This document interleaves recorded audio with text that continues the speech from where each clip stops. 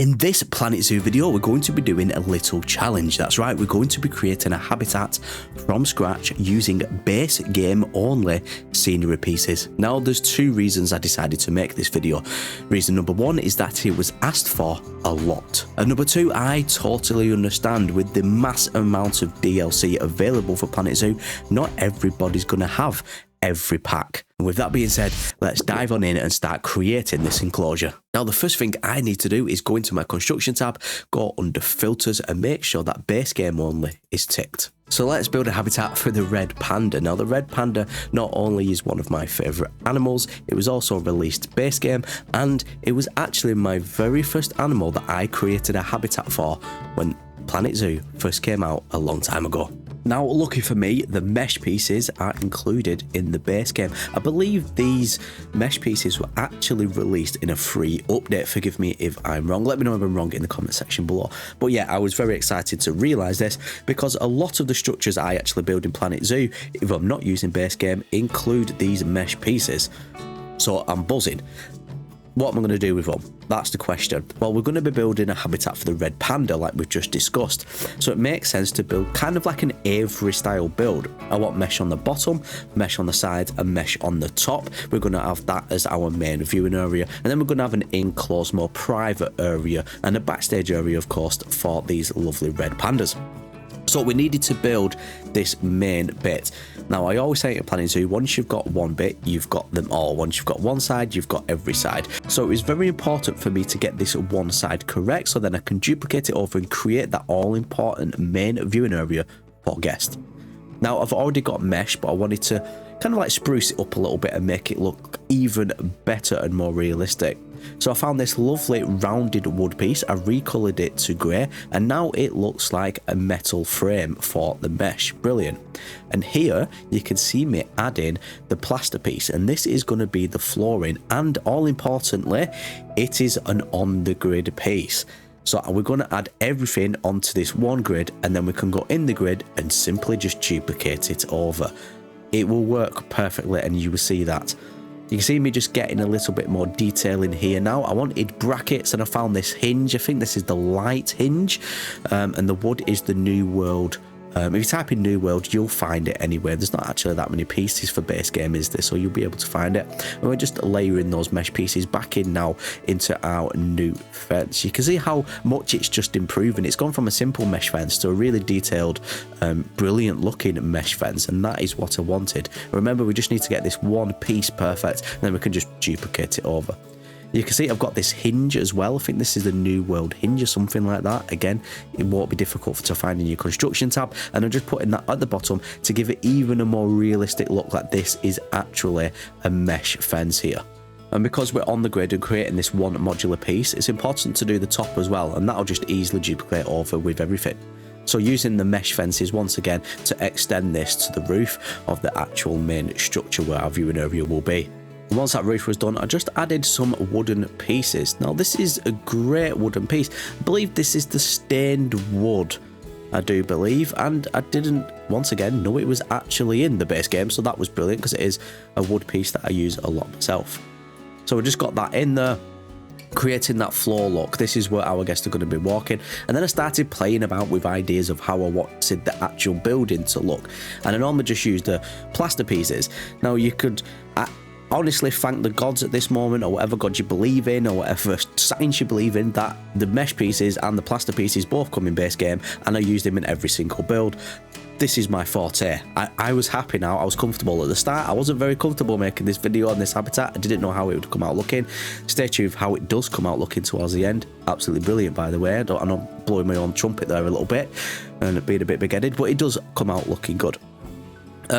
Yeah, just playing about with ideas here with the plaster pieces, just trying to get everything right. Playing about with like a window effect on the left. Will that look good? I'm zooming in, I'm zooming out, I'm looking, I'm playing about with my imagination here, and I'm trying to get creative and kind of like spark a little bit of creativity in my own brain. So I zoom in out a little bit, and I'm just trying to look at things and how I could change things. How can I make that look better? That is constantly going on in my head when I'm building stuff in Planet Zoo, especially like this, which I've got no inspiration from, by the way. This is totally from my brain. A lot of people ask me, where do I get inspiration from? Well, for habitats like modern style habitats like this, I kind of just like go with it and throw a lot of pieces together what I know work together, like the mesh, the metal, the wood, and the plaster. Now on the left hand side of the viewing area, I did decide to have a separate indoor viewing area. This is one-way glass, it'll keep the animal's privacy intact, and I'm just showing you that I'm using the gutter piping as a window trim. It's a trick that I used to do a lot, especially when base game was released before we had some of the other wooden pieces, and it just works really well. Recolor that to black or to like a silver, and it really gives the impression that you have got a window frame in there. Also, a little trick for windows, it's the same hinges what we use for the mesh. I'm going to line them up and use them for the windows as well. Just line them around the edge and fill in, like there's line, I've got 2 panes of glass as haven't I? So I'm just filling in those lines with these hinges, and it just works brilliantly. Again, it just gives that more realistic aspect and makes a plain simple window look a hell of a lot better window. And here we have the window complete. Just to address what those holes are in the plaster, they're for the red pandas so they can traverse in and out those holes using the climbing frame. But here's a little planter created and put on the outside of the habitat. Remember, foliage on the outside of the habitat is just as important as foliage on the inside of the habitat. It contributes to the whole look of the actual enclosure.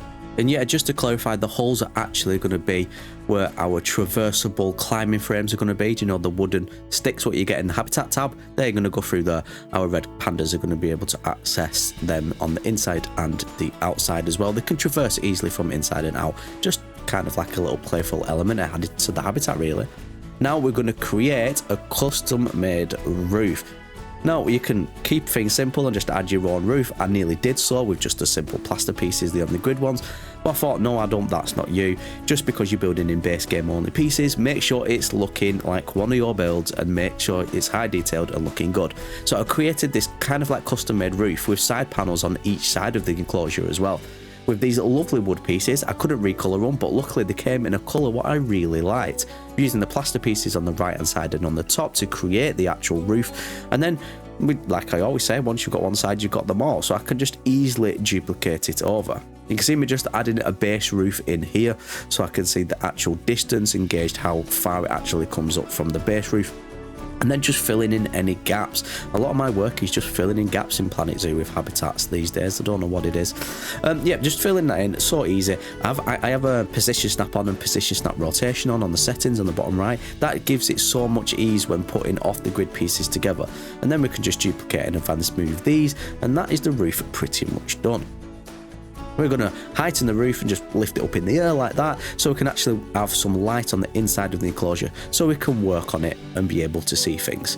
I normally build the roof last, but I really wanted to get the look of how it would look once complete, so I built the roof first this time and just raised it up. Now we can build it. And we can see me doing here is trying to figure out an actual backstage area, which is going to give the red pandas a little bit more room. I was very cautious about how much room I've given them. I really didn't think I did give them enough room. They don't need a lot of room, the red pandas, as it is, but I thought let's just give them a little bit more, make it a little bit more habitable, and yeah, focus on the actual welfare as well, because I want people to be able to download this. Believe me, it will be on my Steam Workshop page. People who have base game only can download it as well, of course, that's the whole premise of it, but I wanted to be people to be able to download it in franchise mode, and for the animals still to be happy and to be able to be viable in franchise mode as well. So I wanted to build this backstage area. And when I figured out how I wanted the structure to actually look and the building pieces to place in, this is what it looked like. You can see I've got like a wall there, and this is going to separate our guest entering this staff zone only. We're going to use paths to do that really, but it gives the look that it's meant to do that. Now you can see me just figuring out how I want this backstage area to actually look. And of course we're going to go with mesh. Now if you are wondering why these walls, what I've used to separate these two areas, empty, is because I'm going to put mulch there. And that's right, mulch, like you saw at the front of the habitat when I included that planter, is included in base game as well, so we can make some lovely little planters in and around the outside of the enclosure. Now moving on to the mesh, and like I always say, and I've said multiple times in this video, probably sick of me saying it now, once you've got one side you've got them all. So I just need to build this left hand side and I can transfer it onto the right hand side, so it needs to be correct, doesn't it? We've got the mesh totally covering this area. Remember, this is going to be a private area for the animals Guests are not going to be able to access this because we're going to separate with the guest, like we just said, with the path, I mean. And then we're just going to layer it here with these same pieces, what we used at the mesh fences at the front, keeping it within the same theme, keeping it realistic, and keeping it, more importantly, looking damn good. Quite simple. Just use mesh, use these. We're going to need a door as well, and I did think, how the hell am I going to put a door in here with only base game pieces? But it was quite simple actually, and I'll show you how I did it now. We just added these. These are just once in the base game as well, but they've got like a nice thicker structure to the metal pieces around the side, and we've got something what looks like an accessible door for our zookeepers. Transfer all of this to the other side, move a little bit of the structure to make everything like level with each other and aligned with each other. I don't know why it didn't align actually. I was a bit flabbergasted and a bit confused why everything didn't align when I moved it over, but it's an easy fix, easy for most people anyway. So just slide that over, make sure everything's aligned, and now we've got both sides of this backstage area looking damn good. And as for that planter, don't think I forgot, let's add some of that brilliant mulch in there. Oh, I do love a bit of mulch. And then we're going to add some basic foliage, the kind of foliage what we added in the front planter. And we're going to be adding some more mesh fences. Honestly, I love mesh at this point. I'm so glad it's in base game. Honestly, just use mesh. If you're not doing already, just use the mesh pieces. We're talking fences, gates, barriers, habitat barriers, everything you can use mesh for. It really does work. It's so versatile. And I'm going to create kind of like a sliding door look here, sliding mesh door. Gives the impression that it's an electronic door, or even manual in this case, and it could be either lifted up or it could be electronically controlled up and down from inside of the backstage area. And yeah, it separates the actual animals from the outside area to the inside area. So if our zookeepers need to come in, or our vets to work on the animals or check for their welfare, they can do. And I know a lot of this is, well, that doesn't work, that doesn't happen in Planet Zoo, but that's the key for making stuff look realistic, and that's going to bring your habitats into the next level. Think about how stuff would work in real life and stuff would be in real life and look in real life, and imply that into Planet Zoo, and your habitats will move on to the next level. Honestly, they really will. But speaking on that note and talking about actual functional habitat gates here, we're obviously going to be using the no barriers. You can see me just laying out the path here. This is going to be the staff path, which separates, which I was talking about, to our guest path. So let's just get that in nice and tidy. We're going to go around this little corner, and then habitat gates. Let me just cover this path though, because it's pissing me off. There we go. Line everything up. I'm a bit of a perfectionist if you've not realised already. Anyway, habitat gates. So we're going to get the no barriers in. We've made a little hole where our habitat gate is going to be, and then we're just going to wrap a no barrier all the way around our custom barriers and walls that we've already created for this enclosure, and then we're just going to join it on the other side, and there we go.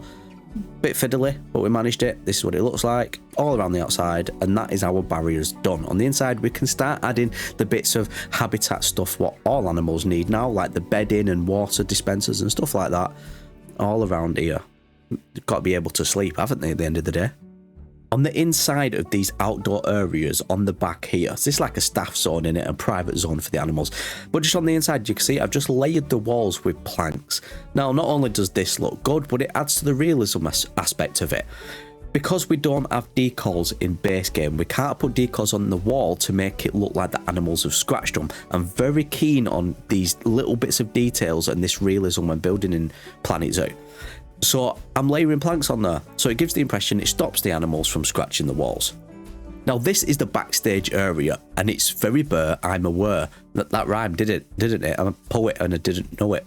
Anyway, there's nothing in there, and the reason being is it's difficult to build a backstage area without the additional downloads, without the DLC, like the conservation pack. The conservation pack is one of the best packs, so if you are going to buy one and you want to build out your backstage areas like this and add brooms and doors and all kinds of things that you would find in a backstage area of a zoo, you need that pack basically, because as you can see I couldn't really put anything in here. I will never lie to you, but I've added foliage and I've added the climbing frames, and I forgot to press record. So yeah, but with the foliage, just use about 3 or 4 different types of colours, put them down. I've put some of the simple rocks down. I kept it quite simple and basic here.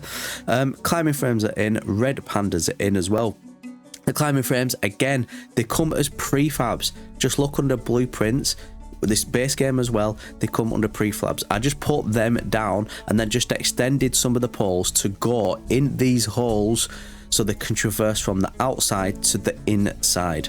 But with this habitat complete now, the front of it is looking amazing. And the red pandas are in there. Let's take a look. Look at them just currently playing with one of the enrichment items. This habitat is actually better than I thought it would turn out.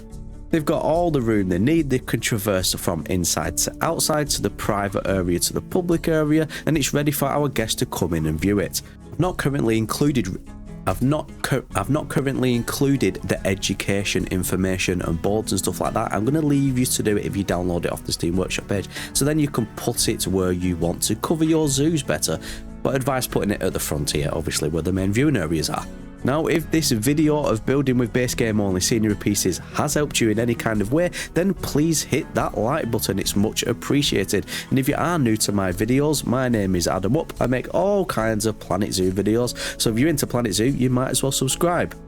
But with both red pandas now climbing on their lovely climbing frames are built, I'm going to end the video there. My name's Adam, I hope you have a wonderful rest of your day, and I will catch you in the next Planet Zoo video.